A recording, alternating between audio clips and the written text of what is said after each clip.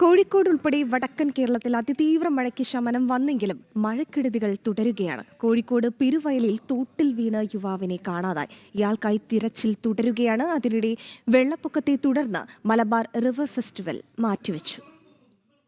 കോഴിക്കോട് കണ്ണാടിക്കൽ ഭാഗത്താണ് മുട്ടറ്റം വെള്ളം കയറിക്കഴിഞ്ഞു. ഈ പ്രദേശത്ത് ഇതിനോടകം നിരവധി കുടുംബങ്ങൾ ദുരിതാശ്വാസ ക്യാമ്പിലേക്ക് മാറിക്കഴിഞ്ഞു.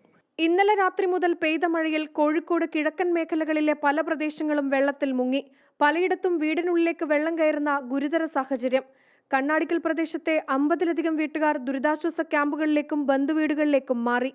ഞങ്ങള് മോൻ വരാന്ന് പറഞ്ഞിനി ഓന്റെ കാറ് വന്നിട്ട് ബന്ധുവീട്ടിലേക്ക് ബന്ധുവീട്ടില് പോവാ. ഈ പ്രദേശത്തൊക്കെ ഇങ്ങനെ മുട്ടറ്റം, അതായത് ആ ഭാഗത്തേക്കൊന്നും പോവാൻ പോലും പറ്റാത്ത സാഹചര്യമാണ്. അതങ്ങനെ തന്നെയാ. എല്ലാ വർഷവും ഉണ്ടാവും. കക്കയം ഡാം തുറന്നാൽ വീടിന് മുകളിലേക്ക് വെള്ളം കയറുമെന്ന ആശങ്കയിൽ പ്രദേശവാസികൾ. ചാലിയാർ, ഇരുവഴിഞ്ഞിപ്പുഴകൾ കരകവിഞ്ഞതോടെ മാവൂർ, ചാത്തമംഗലം തുടങ്ങിയ പല പ്രദേശങ്ങളിലും വെള്ളം കയറി. പെരുവേലിൽ വെള്ളക്കെട്ടിൽ വീണ് യുവാവിനെ കാണാതായി.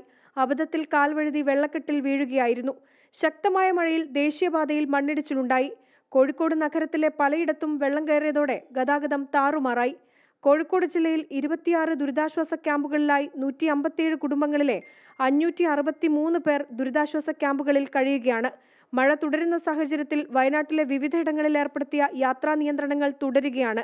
മേപ്പാടി കള്ളാടി ഭാഗത്തേക്കുള്ള ഗതാഗതം പൂർണ്ണമായും നിരോധിച്ചു. താമരശ്ശേരി ചുരത്തിലൂടെയുള്ള അത്യാവശ്യമല്ലാത്ത യാത്രകൾ ഒഴിവാക്കാനാണ് നിർദ്ദേശം. ഭാരവാഹനങ്ങൾക്ക് ചുരത്തിൽ നിരോധനം ഏർപ്പെടുത്തിയിട്ടുണ്ട്.